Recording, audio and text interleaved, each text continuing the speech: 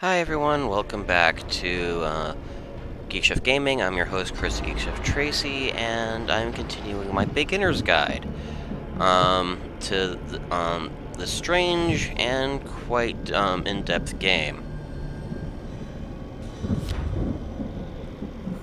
Did I forget to attack that last turn? Eh.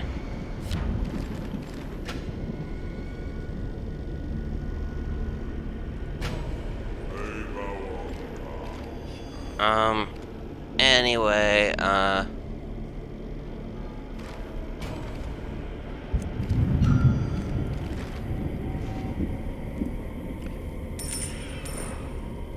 this time around we're going to be talking about powers. Namely, this little tree here, and why it's so important to level them up. As we mentioned, mentioned last time, getting to level 4 is where things start to get interesting. Because before then, it's pretty easy to level them up, but they're not super, not anything too groundbreaking will pop up. But at 4 or higher, they get much more expensive, but that's where the really interesting things get going. But, powers are, probably the most expensive thing you'll be leveling up regularly, and you'll be wanting to because each level has its own perks. They'll unlock new rituals for you to use, aka spells, and they'll also have various bonuses, but we'll go into the bonuses individually after this, but we'll start with probably the most straightforward tree, Wrath. As mentioned, this uses Ecor as the primary resource to level it up, and this is all about powering up your legions and making your armies as powerful as possible. There's also healing spells in here for those times when your legion just does not survive. Survives the fight, but not without getting hurt. At level 1, you unlock the ability to use stratagems. The tutorial does a very good job explaining what those do. And you get wrath-based schemes. That's probably not sure entirely what they mean by wrath schemes. Probably stuff like capture X number of points of power or stuff like that.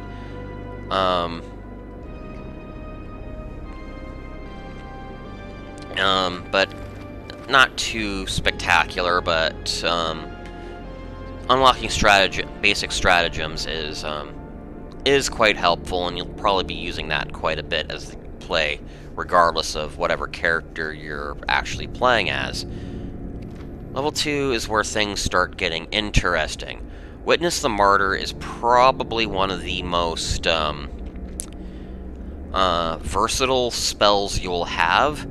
And while the sacrificing of an actual creature is can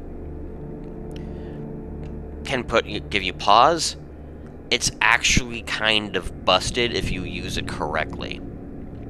For example, you have 2 level 4 legions. You sacrifice one to give the other one basically a double its stats, and so you now have something that's like 12 to 15 in each of its 3 combat stats, and that's kind of busted. It's potent, but not unbeatable at just that level. Weakening Tactics unlocks some stratagems that, rather than boost your stats, reduce the other person's stats. These aren't super great in my opinion. They can be helpful in a pinch, but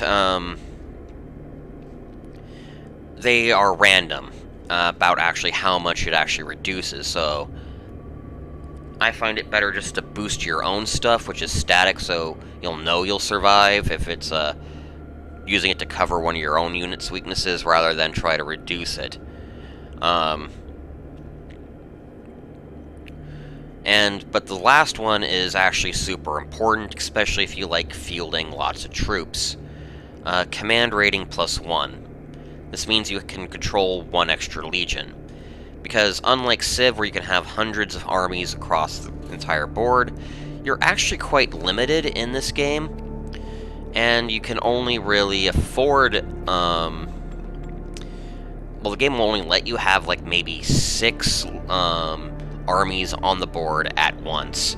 So, you have to be very careful with how you use them, how you position them, and all that. You can't just create an army of chaff and just bog someone down.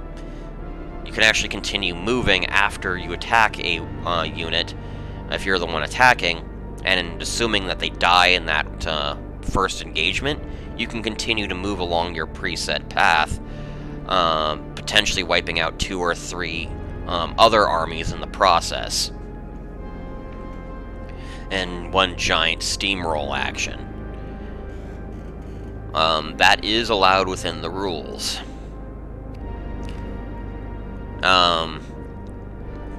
And it can be quite devastating. Next up is Undying Vigor, which is a small heal, so if you take some damage, you can't get to a friendly building to heal. It's right there. Healing rate +1 is helpful. Rather than 1 hit point per turn when next to a friendly building, it becomes 2. And Stratagem slot +1 is where they improves the earlier one, because rather than choose 1 buff or debuff, you now can buy 2 and have it only take up 1 equipment slot on your unit. 4 is where you unlock the new command slot, like all level 4s. Well, new order slot. You also get another command slot, so that's another legion you can field.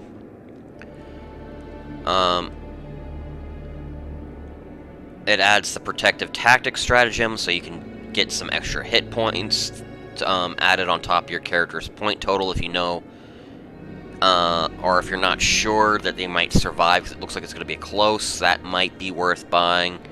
But with how combat works in this game, you're typically better off just doing the math yourself and trying to figure it out. But if they are using a stratagems themselves, which you don't know what they are, it might be worth buying for a little bit of insurance in that thing. But Tartian pathfinding is super useful, especially if someone tried walling you in early game via just taking up all the hexes between you and them. You pop that ritual, and now a single army can just roll past occupied, well, claimed territory, so long as you end your turn in a, well, you don't have to end your turn, actually, because I think this is a maintained one. I haven't really experimented with it too much. But it is quite useful, though, because it gives your guys extra mobility. Also, it removes the movement penalties from moving through ravines, swamps, and all sorts of other special terrain that either limits or blocks movement. So if someone's basically hogged a choke point because there was a couple ravines in the way, and the point of power you want is between them, pop that, and you can just walk right over the air separating you two, and it works. It's a specialized niche spell, but it is useful, especially if you're playing anyone other than Acheron, aka Big Red the Dragon Knight. Undying Vigor 2 is a more powerful heal. It's worth mentioning that if you have a ritual that is upgraded, the lower one is discarded, but they maintain the same cost, so it's just a more powerful heal. Phase Order Tactics, though, is a very potent one, because this screws with the order of battle. The order of battle is, as you may know if you played the tutorial, again, I highly recommend everyone play the damn tutorial. Combat runs from ranged to melee to magic, aka Infernal round. And it makes sense from a simple don't bring a gun to a knife fight way of thinking, where I don't care if you have the Sword of Armageddon, if you're a pincushion before you get within arm's reach, I still win. And magic takes a while to charge up the energies, so it's often the last round, and many magic-oriented legions have very high magics or infernal stats, and so it's not uncommon to find someone who is doing well in the first two, but if they fail to kill them by the final round, they just get floored and wiped out in that bit. So, your legion, let's say, is weak in range, but very strong in melee and infernal. Put in a stratagem that says range combat's the last phase. And so, now they get wiped. Since that's the last phase, you can now wipe out that unit, potentially wipe out that unit before that phase rolls around, and what would have been a tricky or impossible fight before becomes child's play with that one. So that one's a very potent one to work with, and I actually think it's superior to just ignoring phases, which is the one for 6. Healing rate +1 again is useful, but if you're doing the math, your damage you take is going to be minimal for the most part, unless you like doing close attritional battles. But here is the golden boy of 6, where things start getting broken. Infernal Juggernaut. It basically boosts all stats by 8 to 12, which is huge. It's hard to put into words if you don't really know much about this game, just how big that is. Usually a high stat is like 10 to 13. That's usually a very high stat that most units will have. Now try making it 22. And given the fact that damage is dealt based off the difference between stats and the weaker one takes damage, you can take out very powerful enemies, and even take on Titan-level enemies with this spell. It's also key to making super-powered heroes to take on Pandemonium as well, at least if you're trying to do it without multiple legions supporting each other. The only downside is, should you fail to pay the upkeep for this, or cancel the spell, the person it was cast on is now basically useless. They cannot move, they cannot offer support, they will defend themselves if attacked, but that is about it. They are stuck where they are unless you cast a spell on them again. Again, we talked about skip phase tactics. We talked about that when I was discussing reorder tactics, and from the last one. It's good if there's just one phase you just can't get around and will not survive. But I find it's either best to bring in support in those cases, or find a more creative way than just say, nope, we're not doing melee this time. And final command rating, and so that maxes out your army size, and you get the 3rd stratagem slot, so you can actually add quite a lot of passive buffs for one combat bit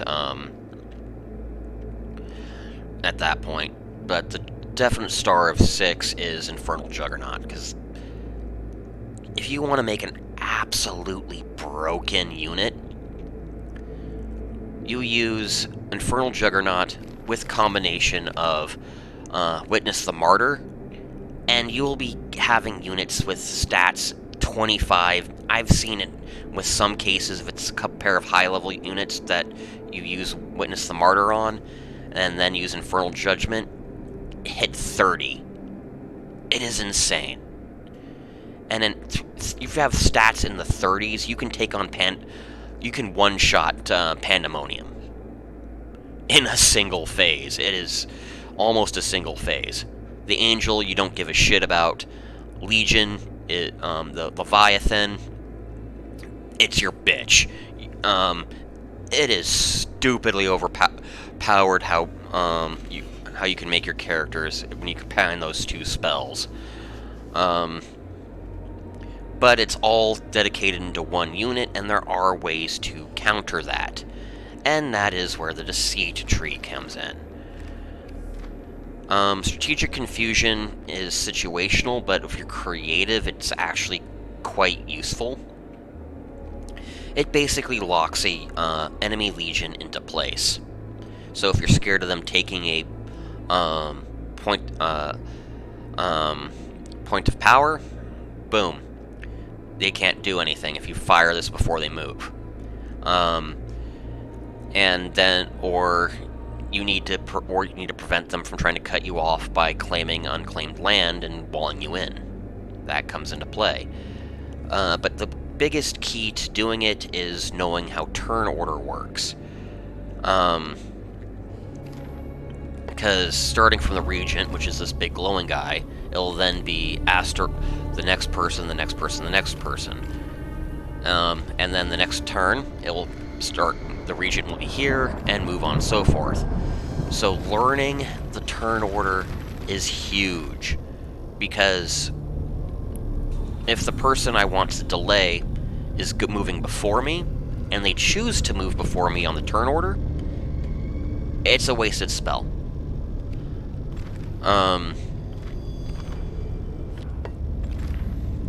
Full stop, it's wasted because they moved and all that. So, but if they choose to, let's say, gather tribute first turn, there's not much you can really do to stop them. You just stop them because, well, their first action was wasted, and you use your first action to lock them in place. So it's a bit of a gamble, push your luck deal there. Simple deceit schemes is probably stuff like cast deceit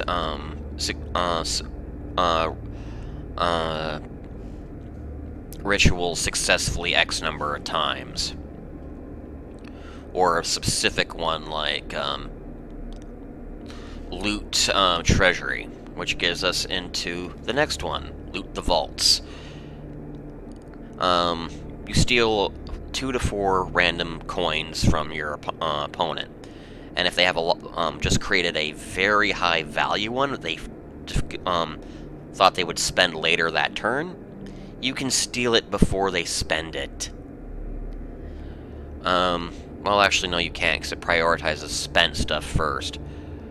But if they convert it and then forgot it because someone's declaring war on their doorstep that they forgot about, you can take it. And they lose money and, well, you gain it, so that's always a good thing. Forged Orders is an interesting one. It has the same problem as Strategic Confusion, that if it is used against a target that's already moved, it's wasted. But it can be used in all sorts of nasty ways. For example, you can take control of a unit and have it run headlong into a suicidal fight. If you're feeling particularly dickish, try using it on a enemy legion that's standing next to Pandemonium, and have it attack Pandemonium. And when you combine that with the ability below, you just basically have that person excommunicated. So they cannot gather tribute, they cannot engage in diplomacy, they cannot buy things in the Bazaar. You've basically fucked them over royally. if they don't take Pandemonium or find some way to get a pardon fast, they're out of the game, because now everyone is in a state of blood feud with them. They can actually be wiped off the map now. That is really bad. Especially when you get Masking Mirror, which lets you cast the spell stealthily. There is a check involved, so it doesn't always work, but if this does let you cast destruction spells when you're not in a state of war, and allows you to screw with people in all sorts of little ways where they don't know who's fucking with them. But if it works and their unit runs into Pandemonium, I think they're the ones who get excommunicated, not you. I'm gonna have to do some single-player testing on that, but that is nasty. And you're only at level 3. And this is where things start getting stupid. Pilfer Artifact means you can steal artifacts from other people.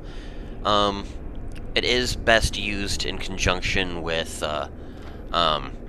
Dark Augury from the Prophecy chain, probably one of the higher level ones. So you can see if they have anything worth stealing. You get to choose what you want to steal. And why spend money in the Bazaar when you can do it yourself? Just take it for free. And then loot the vaults. Lets you steal other people's tribute tokens. And loot the vaults, especially at 2 and 3, are key if you want to play at any level for any amount of time while excommunicated, because it's your only real way of gaining resources. And as you're stealing from other people to enrich yourself, it is quite potent. Grand Deceit schemes are the more bigger ones. They could be level Deceit to level 6, for example, would count as one. Or large numbers of fuckery, or using higher level spells they can only get at higher levels than this, or they just take a longer amount of time. Order slot, we've gone over how important those are. Bribe Praetor is a it's useful because it basically steals champions. If you have somebody who likes duels, this fucks them over hard.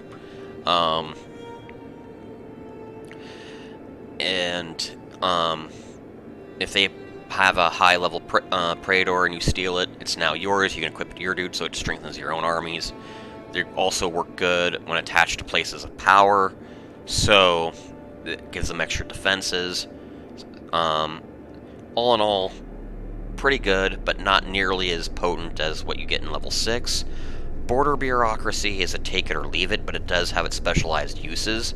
So if someone boxed you in, or is holding a key choke point, but with a single thickness of canton, just use Border Bureaucracy and take it over through magic without declaring war or anything. It's just boom, instantly yours, and now it's no longer an issue.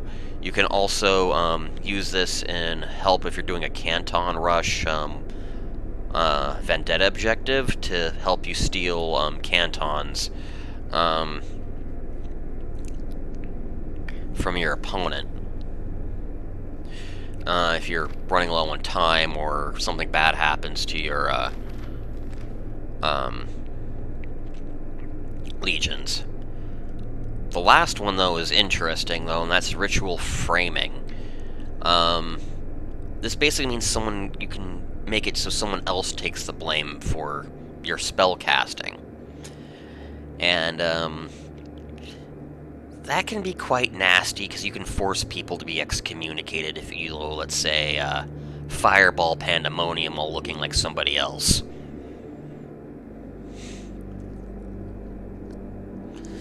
And the check works. You're starting to see the theme for Deceit here. It's all about fucking over others, and they are all just disgustingly good. Deceit is, in my opinion, the most powerful tree. You often, just by itself. And there is actually a common house rule that's developed that is no magical, excommunications because of just how broken it is. Because if you can get somebody to be excommunicated and they're not prepared for it, they're out of the game. Unless you do very specific things and prepare for it specifically, it's hard to survive for more than 5 to 10 to 8 turns as an excommunicated player before you're just out of resources and effectively out of the game. Especially when you combine that with this one, Convert Legion. It is what it says on the tin. You cast this, if it works, that army is now yours. And what's more, anything on it is yours. Praetors, artifacts, you steal the whole damn thing. If there's one ability in the game that needs a nerf, Convert Legion is that fucking ability. And you can basically dick over a rival just by stealing literally everything that they have. I believe the only legions that are immune to this spell, and I'm not even entirely sure of that, are Titans. But I suspect that if you find a way to buff Deceit high enough, through either control points of power or artifacts, you might be able to steal a Titan away, and super high level legions. I'm like talking like level 6, 7 legions. They might be able to be stolen by this. So this is the you want to fuck people over, this is how you do it spell, because and this is one of the reasons why most people will try to make their best unit their personal legion unit that you start the game with, because it's actually immune to Convert Legion. So it's the only unit that is safe to buff. It's permanently buff. The only unit safe to superpower, because it's the only unit that cannot be used against you or outright permanently killed. Because personal legions have a special ability where if they die, they'll respawn in the number of turns equal to their level times 2. So level 1 dies, 2 turns. Level 2 dies, 4 turns. You get the picture. And this one's probably the weakest, but also the most essential, especially if you're going for weakest yet essential one. Because Prophecy is the defense tree, but it's also got all the ritual slot bonuses. Because if you look over here at my ritual chamber, there's 5 circles, but I can only cast 1 spell at a time. If I level up Prophecy, these open up. And you may think 5, well, it takes 1 action order to cast each spell, that's kind of overkill. You're right, it kind of is, but it doesn't cost a turn to pay to maintain 1. So that's pretty big, especially when it comes to things like Remembering the Martyr and Infernal Juggernaut. Those don't take an action once after they're cast just to maintain them. Also, sorcery artifacts are played on the table as well. So if you want Dimensional Gates, that will actually need 2 of these open, 1 for the artifact, 1 for the Dimensional Gate spell. But given how powerful some of those artifact spells can be, that's usually a fair trade. But if you want to use them, you must level up Prophecy. At level 1, you get Dark Augury, which is your basic scout spell. It's at level 1, it's mostly useless. It just says, checks your opponent Archfiends and just says, Their lowest stat is, their lowest skill is at, blank at level blank. It's, at this stage, mostly useless. Evil Ward is your first offensive one, and it does get more useful over time. But say someone's just likes hitting your dudes with Infernal Lightning and just wiping them off the map with spells. Infernal Ward helps you out by giving you by boosting your defense from destruction-oriented spells, and each time someone casts them at you, should you resist, you gain prestige. Quite useful, but situational. It's best popped if you're expecting to get attacked by a wizard-type character. Well, wizard-type player. This is why paying attention to your opponent's moves and actions is kind of important, because if no one's leveling up destruction, that's now a useless spell. Scrying Bowl will just give you a brief look into what your chance of success when you cast any spell, so it's worth putting a point in from there. And again, same with prophecy schemes, as with the other scheme ones, it'll probably just be like scout people with wise spell X number of times, or block 4 spells with evil ward, or some stuff like that. Just stuff to reinforce prophecy. In fact, Dark Augury goes up by 1 each level, more or less. Exposed Treason is actually pretty damn important, given what I've said about the Deceit tree, as it is basically like Evil Ward, but for Deceit spells.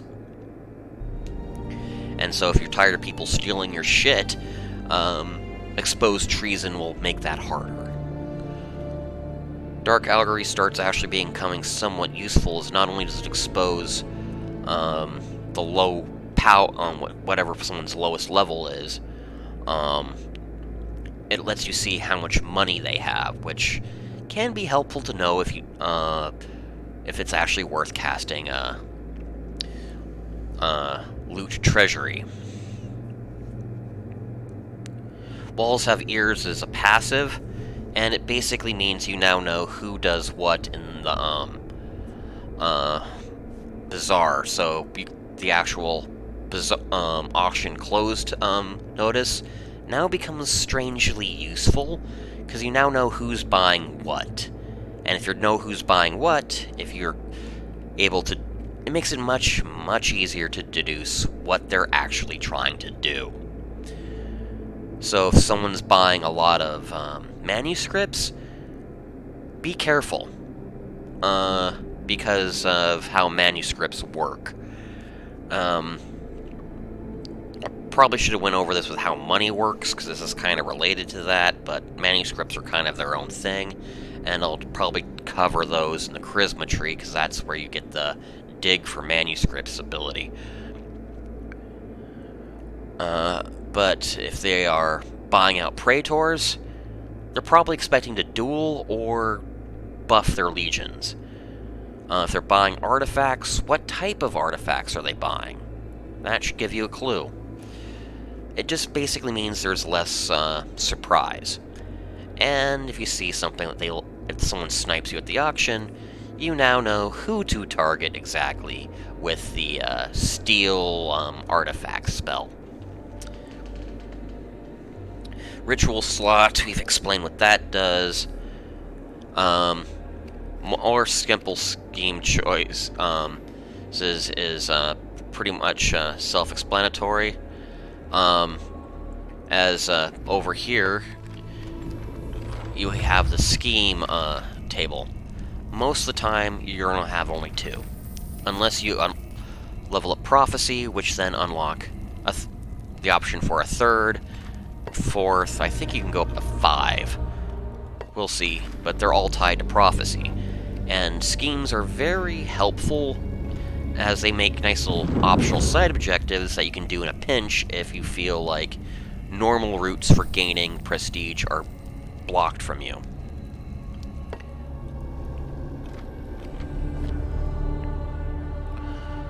But, anyway... Wow. I'm getting hoarse now. I've been talking for an hour. 4, we get the order slot and another ritual slot. So I believe we're up to 3 now. Yeah, we're up to 3.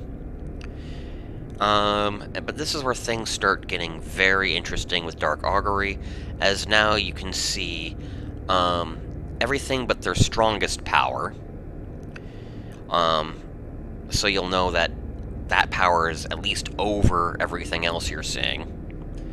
And know what event card they have, so someone trying to fuck you over with, let's say, a Bazaar closing can be played around to an extent. Or you could play an event to cancel their event, and if someone's holding the Pardon event, which basically reverses excommunication, a very rare event, you know something. If they've been holding it for a while, some interesting shit may be going down.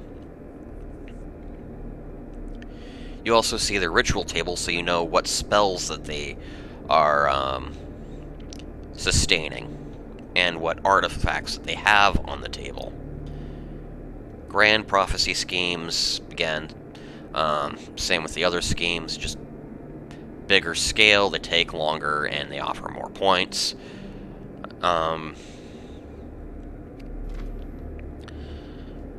Malediction of the Seer. This one is an interesting one, and this is mostly to keep the person, keep someone basically from becoming a regent. So if someone's you don't want someone to go first to that, or basically skip their regency. You can pop that to slightly manipulate turn order and prevent them from getting an event. Or if someone has an event that you really don't want them playing, there you go. But you need to, again, combine that with Dark Augury to get the most use out of. Exposed Treason 2 is the more powerful version of it, and it greatly boosts the prestige you get when someone tries to use Deceit against you.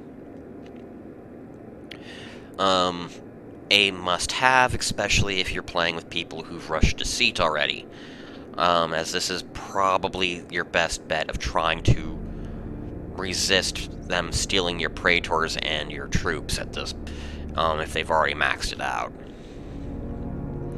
And so if you've been seeing that they're rushing Deceit, you need to rush Prophecy to try to counter it. Just full stop.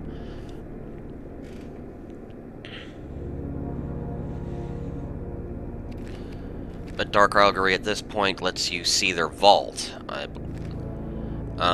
So you know what artifacts they have. That's the same as the last one, Ritual Table. But you also know what their private schemes are, so you know what their goals are. You know what they're trying to do. If only if they're the side objectives. If they're tertiary to what they're doing, it's basically useless. But if they're going for it because the prestige race is getting close, maybe you can use that information to fuck with them.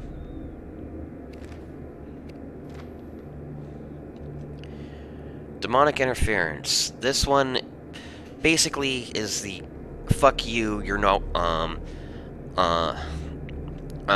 more magic for you spell, as it basically turns off their ability to turn spells, and they can't do anything with it as long as this spell is sustained. So if someone likes to, let's say, steal legions, pop Demonic Interference, and now they can't do that anymore. Hell, you might even be able to run a protection racket if someone's doing that, to basically say, I'll keep him locked down if you pay my demands every couple turns.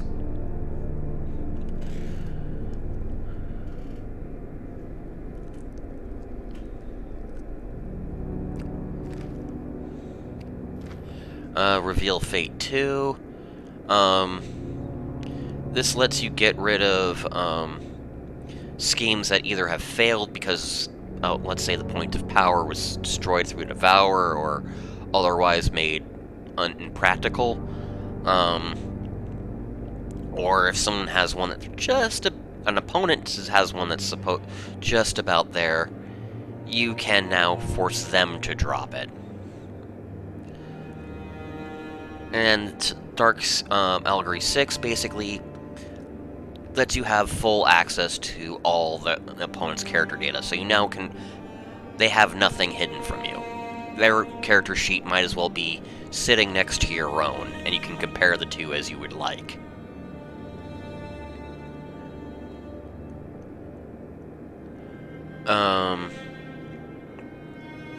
And you get the final ritual slot here, and you can hold an extra event card for a total of 3. This might be worth grabbing if there's a lot of spells going around the late game, and you need to protect yourself. But I usually find 5 to be enough. Again, watch how the other players... With this tree more than any other, it requires you to be actively paying attention to what your opponents are doing, and if you don't really use Dark Allegory spell every 3 or 4 turns, especially once you get your 4th or 3rd or 4th, actually I say more 4th or 5th order, you're probably not using prophecy to its fullest, and you need to start paying more closer attention. If someone's a political schemer and they like manipulating people, this is the tree for you. If this is, if you like to screw people over in ways that they, are not expecting and constantly get in their way, as they pull their hair and they have no idea why, you're just that one step ahead. It's like you know what they're doing as soon as they know. This is the tree for you. But it definitely requires more skill from the player to get the most out of. Unlike Deceit, which is, I'll just keep spamming Steel Praetor or Steel Legion. This one actually requires you to have a more diverse group of tactics than just spell spamming those two things. Destruction Tree is more or less what that implies, and that is do raw damage, corrupt, and weaken opponents, burn their money rather than just take it. If you like just throwing out fireballs, lightning, and just burning everything with the power of magic, this is the type of power for you. But its biggest strength is, say someone's building a super unit, they tend to ignore the hit point properties of that unit. And, well, I don't care how powerful your stats are when I can nuke you from orbit. This is that tree.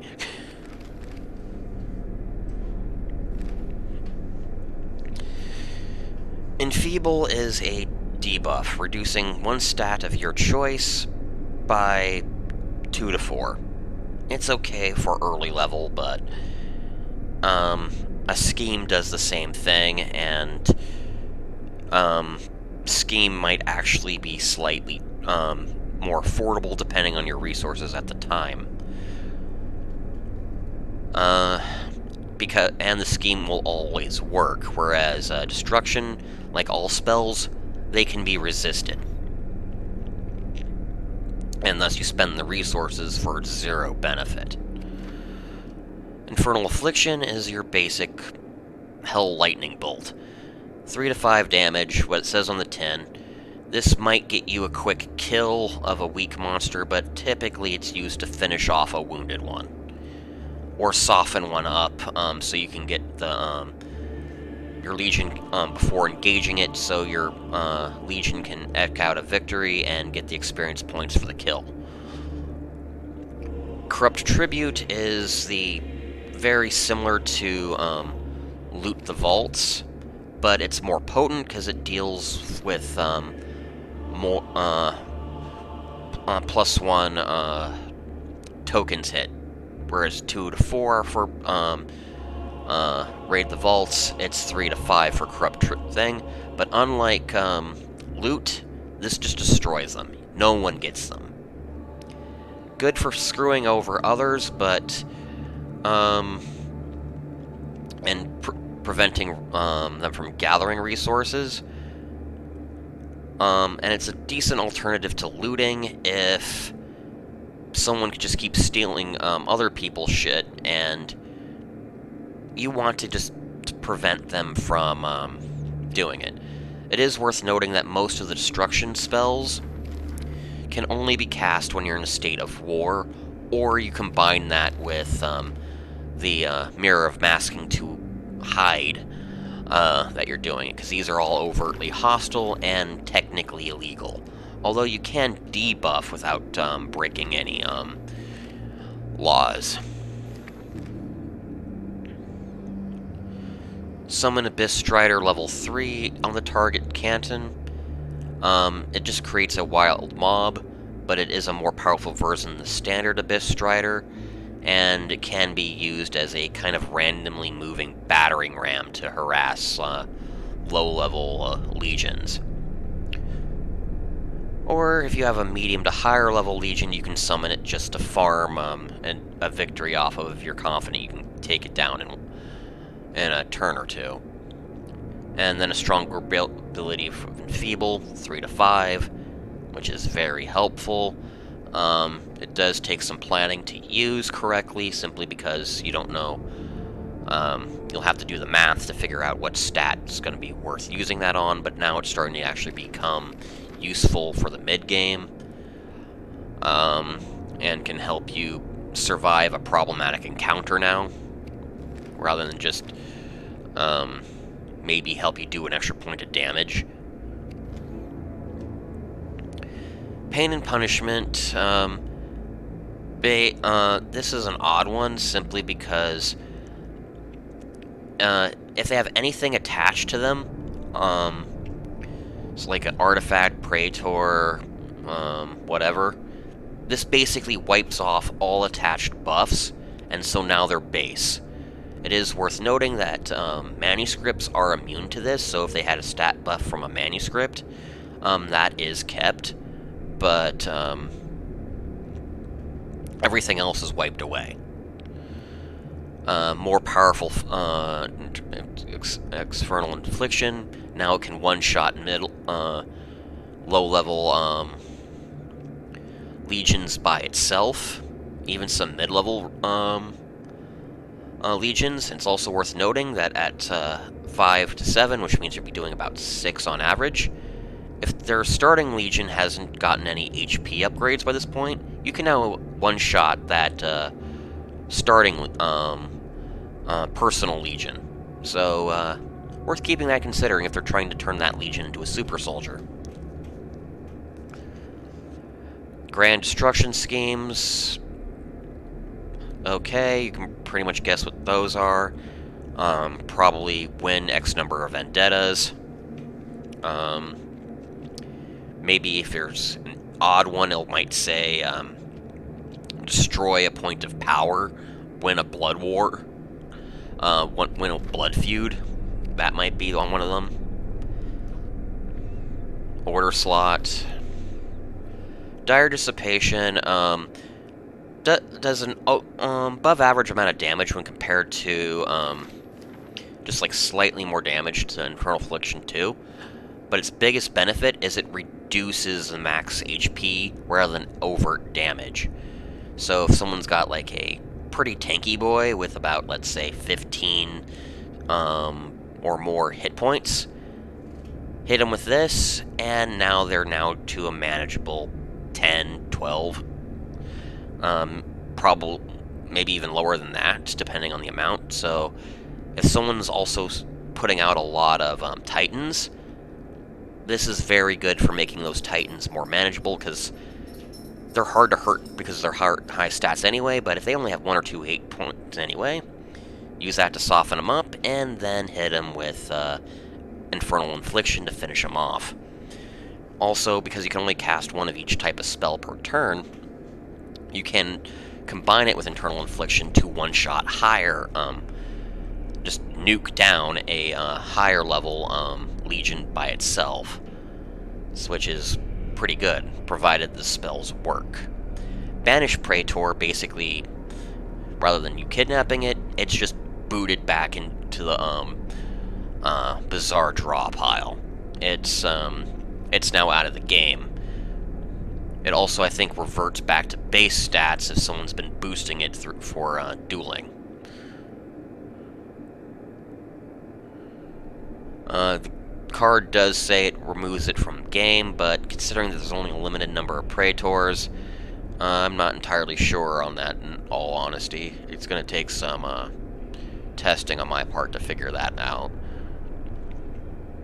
Corrupt Tribute, same as the last one, but more potent. And all my criticisms for the level 1 apply to the level 2. Enfeeble 3 is gains the ability to reduce 2 separate stats by 4 to 6. So now it's starting to really screw over monsters and boost your chances. It's also worth noting that Enfeeble can be used on points of power as well, so it'll help you take down places that are tankier. It can even be used on Pandemonium, I think. But it's also kind of, you can also use it on strongholds, too, if you are in a blood war. Well, blood feud. Yay for copyrighted terms. Constructs, it's... okay. This one is, interesting because it is probably the least used spell I've seen so far in multiplayer, but it's one of the more dickish. This locks down order slots. It's a maintained spell, but if you cast this on someone else and it works, they now went from let's say 5 to 2, or 3 from 6 to 3, and if they're very unlucky, 4 to 1. Yeah.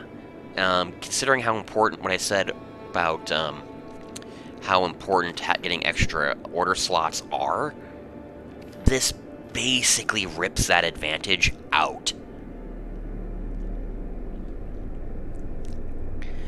And so if you are afraid someone's going to try brushing Pandemonium or try to get a last-minute objective or something at the end of the near the end, planar lock fucks them over because it makes it so their action economy becomes much, much tighter. And it might make some things such as certain vendettas and objectives impossible given the time limits. And Infernal Infliction is 7 to 9, which will one-shot basically any Legion that is level 2 or less, level 1 or 2, and probably, if not kill, damn near wipe out Legions of 3 that are level 3 or and level 4 ones would probably be on death's door. So combine that again with what is it? Dire Dissipation. You just nuked it. That's between 11 and 16 damage. So this is why if you're going to create a super Legion, leveling up HP is important. Because if someone gets high level destruction and they can get through your defenses, that super unit just got, like I said before, nuked from orbit.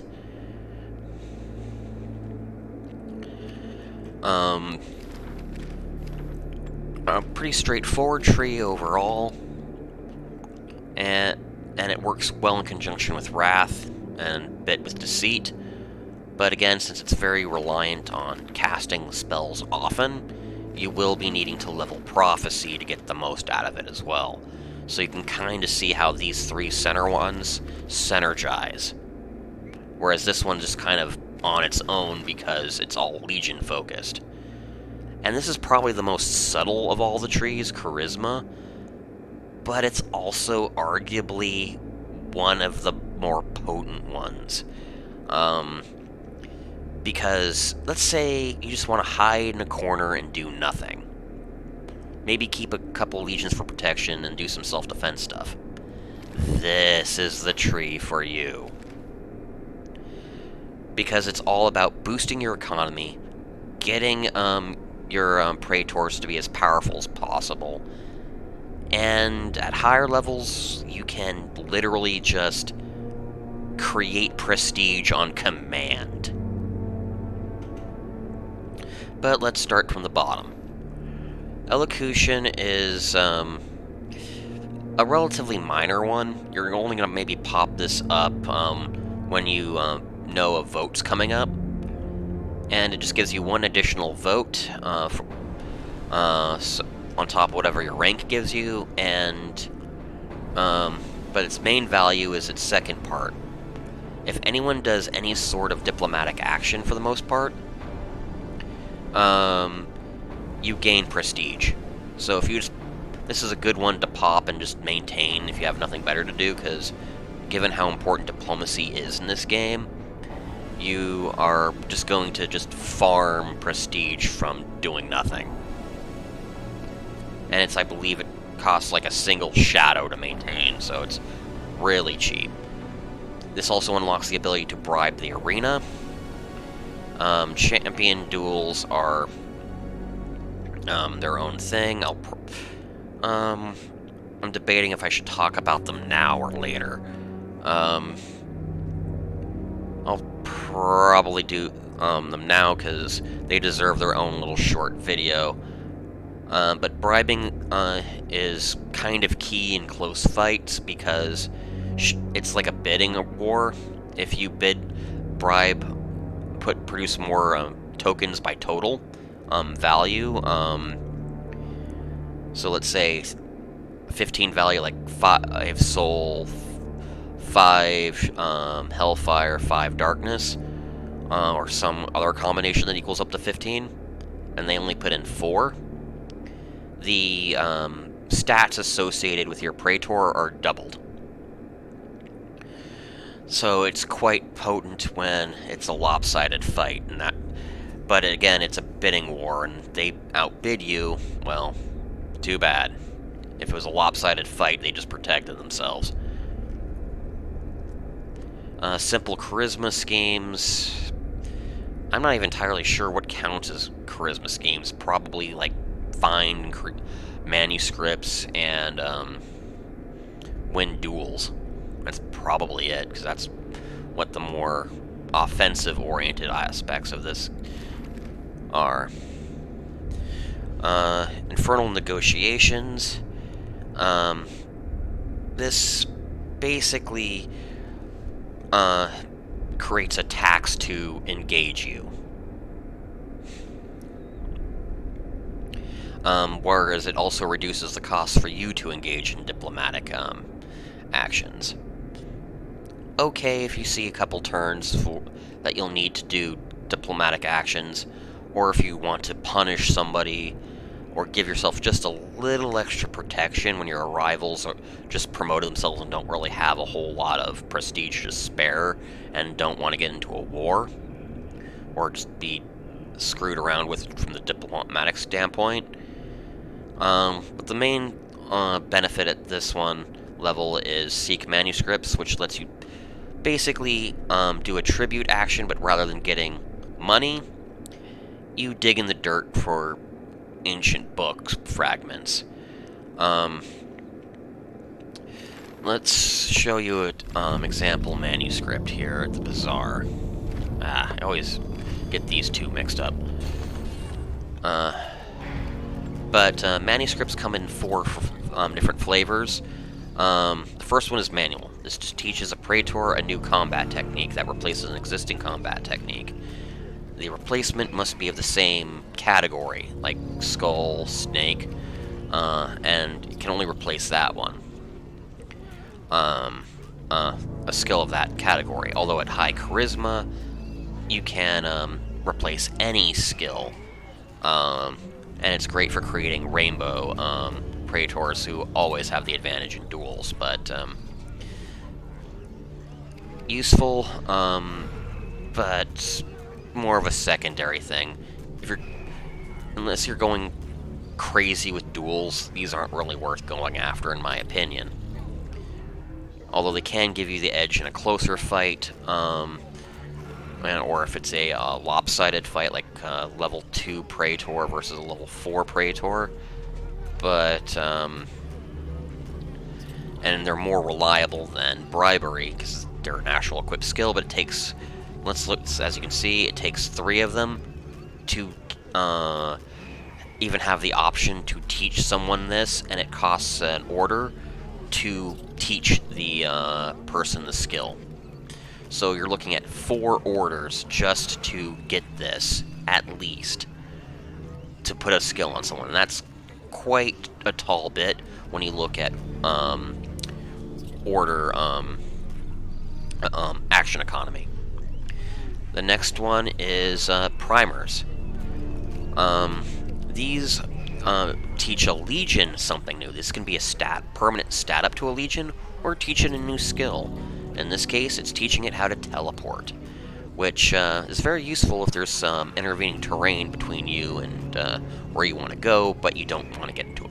But you don't really want to attack anyone, at least not with that character. It is worth noting that you can support a unit with a teleported unit, but a teleported unit cannot engage in combat directly unless someone wanders into it, which may happen given how the actions are queued up. The next bit up, there is none here, but it is quite potent. It is, what is it? The name of it starts with an L.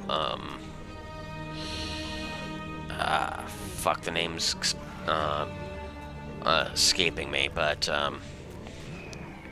oh wait, it's a treatise. A treatise fragment. And you collect enough of them, usually it's 3, sometimes it's 4, but it gives you a permanent power upgrade for the associated power. Quite useful, but again, the same problem with other manuscripts is it takes multiple actions to create one, and it takes luck to even find them, whether it's in the Bazaar or through the Seek Manuscripts action. The exception that's maybe worth it is the schematic fragments. They always take 4, and they're kind of the inverse of a treatise. Rather than boost the associated stat, they penalize everyone else by 1. And suddenly finding out that your favorites, like say it's a deceit one, finding out that all that work you took just so you could steal other people's legions was taken from you before you could really use it too much, and now that spell is no longer available to you because you're now no longer level 6, but now level 5, it hurts. It hurts, and it throws off a lot of people's plans, because now they have to start building up the resources to level it up again. They buy you time, but the sheer disruptive factor of a schematic popping at the right time is pretty useful. So again, if someone's spamming, it might be worth keeping this completed but not popped, unless you see someone spamming high-level spells, then pop the associated with it, and then pop it just to screw with them. And remember, you are told over here if anyone levels up. They'll say, so-and-so got more powerful. You won't be told what stats raised, but you know they raised a stat. So you use the prophecy spell, Dark Allegory, and you figure it out from there. And now we're getting into power use strategies, but you can kind of see how these things are kind of interconnected and can be used in tandem. Where were we? Yeah, we're right here. Next up is, Convert Tribute. This is a free spell, as it doesn't cost anything, but it is quite useful. So if you have a surplus of, let's say, souls, which isn't too uncommon, you can burn it at a rate of 2 to 1, based off the value of all burned tokens, to kind of buy what you need. It's not very efficient, but if you need to get a few more of a chosen resource in a hurry, it's worth doing. Just remember, you won't be able to spend the resources you've gained through this spell until the beginning of your next turn. Always assume that your next turn is when you're actually going to do whatever the hell you're planning. Because of the asynchronous nature and the queuing process, the sheer fact that it takes like 3 to 4 turns to declare war should tell you that you need to plan ahead and assume things will take a turn or two to do anything. And the sooner you get that idea beaten into your head, the better you'll be at this game faster. But yeah, this is can be useful in a pinch, especially if the right resource just isn't popping up in tributes. If you're popping collect a tribute 2 or 3 times a turn, and it's not popping up, you're just having a bad luck, and again, Convert Tribute will help you overcome that, the RNG not favoring you with the resources you are missing. Of course, a few demands might also get it, but you're at discretion of the person giving it to you. And we'll try to give you as little value per coin as they can.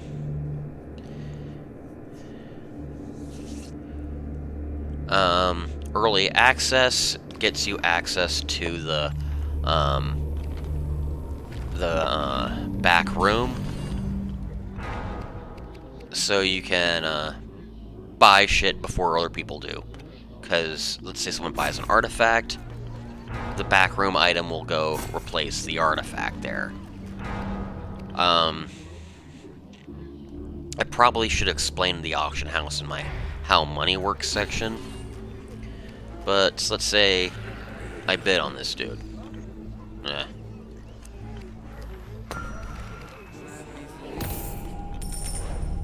I'm paying the bare minimum to get it, but say someone else wants them. Then 2 things will happen. The person who has the higher rank will get it first.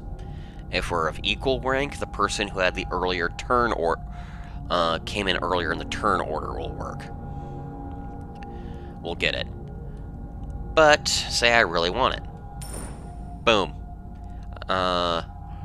Since I'm now overpaying, I'll have priority unless the other person overpays. And since I'm overpaying by a value of 3 here, they'd have to overpay by a total value of 4 if they want it. But they don't know how much I bid, I don't know how much they bid, and so usually betting a little bit over is enough to secure it for you. Unless someone suspects, because they auspex you and are looking at your tokens very closely and figure out, oh shit, because he's combined all these tokens to high value, I think he's going to go and buy, the Stygian Guard. And they will bet heavily to try to keep that away from you. But that's a level of meta that most players won't bother with, because most of the time if you're playing in a live game, you're not going to have enough time to do that kind of math. Just full stop. And 2,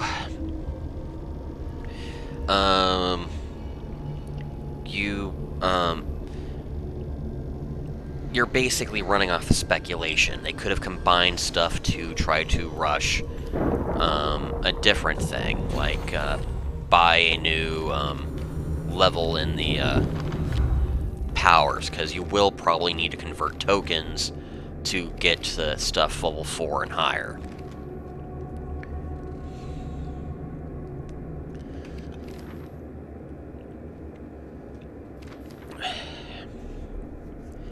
But, I digress. Where was I here? Yeah. Contribute, access. Evocation is the same as earlier, but it gives you an additional vote and more prestige when people are engaging in manipulation. Manuscript draw +1 is, rather than 3 fragments to choose from, it's now 4. Not bad, not great, but it's a nice bonus. I personally find digging for manuscripts good if I'm already relatively high in money, and doing more than 1 or 2 tributes is kind of overkill, and it's a slow turn because I can't really engage anything, or I'm just biding my time. Then I will do a manuscript draw.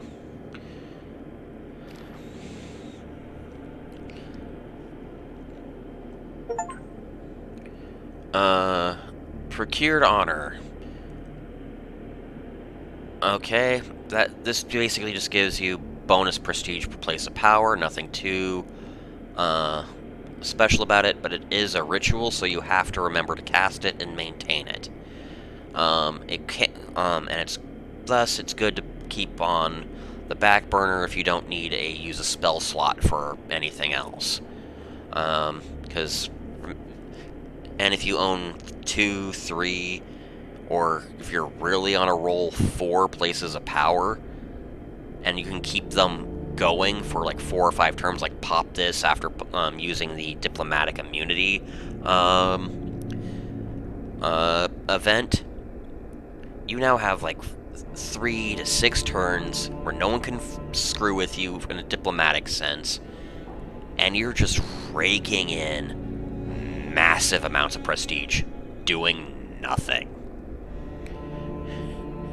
Now you can see why this is a kind of a very potent tree, and if you make yourself look weak, you don't really level up your Legion, you just kind of hang back, maybe control 1 or 2 points of power in your little area, but you're not really messing with anyone, and they overlook you. This is where you start showing your fangs. And if they're not paying attention to just how much your prestige is spiking, yeah, that hurts. And if you pop that baby in the final stretch, you might go from close third, second to winning it if people aren't paying attention. They'll just know that you're shooting up and they won't know why.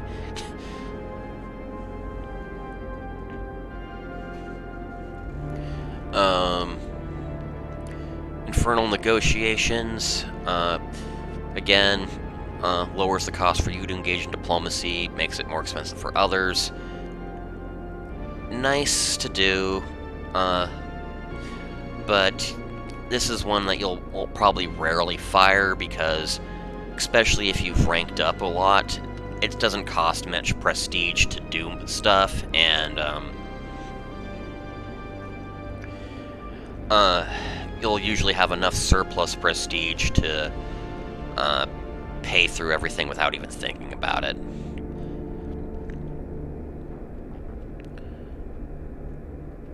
The Flesh Obeys is what basically lets you swap any ability for any other ability, regardless of type. I explained that when I was briefly explaining the Manuscripts.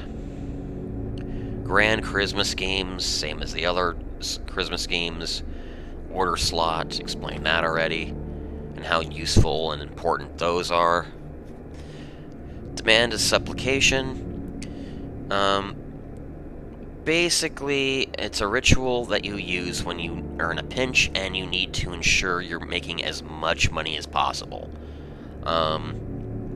So if you You can see right now I'm trying to rush up here to 4 for the action point. I'm considering maybe rushing to 5, because combined with Mamnon's trinkets that I started him with, he's already getting a nice bonus to tribute quality. I can make it so I am rolling in fucking money just by having this ritual going. And if you do 2 or 3 tribute actions a turn, its upkeep pays for itself. So you want to be rolling in money, buying level 4 Praetors and Legions, and just massively rushing, leveling up everything else in here. There you go. Allocation 3, same as the other allocations. But at this, I think this is as high as it goes. So yeah, you pop this, especially when you're nearing the late game, when people are desperate to screw each other over and diplomacy is flying, sitting around doing nothing, and I'm generating lots of fucking prestige just sitting around doing nothing. Combine that with procured honor. Yeah, now you can see what I was saying earlier. This is the I'm just gonna roll in prestige tree.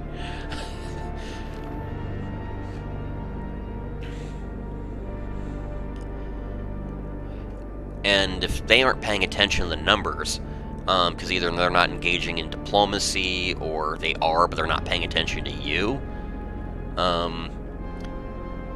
they might find too late that you're like 70, 80, maybe even 100 points ahead of everyone else, and they have no idea why.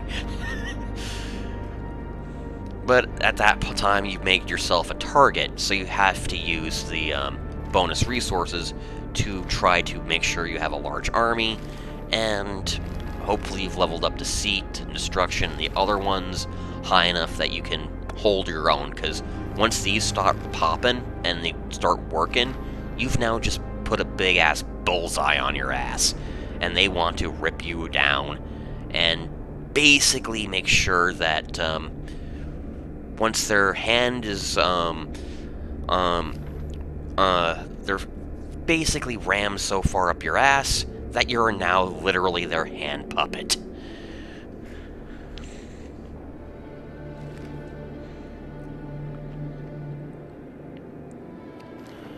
And especially at level 6 here. Burnt offerings. This is what I was talking about earlier. Basically convert resources into prestige, and not an insignificant amount.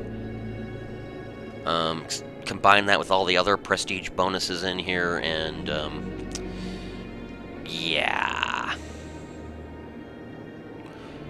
And Infernal Negotiations 3 is now getting at the point where if people want to engage with you, especially late game, it starts costing them enough that if you can win the negotiation or all that, it helps you. It's also worth mentioning, and I forgot to mention this earlier, if you, let's say, refuse to give them what they want and demand, or you declare a duel or vendetta after being insulted or humiliated, you get the prestige they spent on it. So, at this point, it's just empowering you more. And you get an extra, you get to keep 2 fragments per draw rather than 1. And at that point, it makes gathering fragments, especially if you're going for schematics and treaties, quite potent. And that's it for the description of powers, and I broke down every spell in the game in the process, and how they can use, and had a few random-ass tangents. But I hope you all have good night and are finding this useful. If you think of anything useful I can cover next, please write them in the comments. Like, subscribe, you know the drill. Have a good night.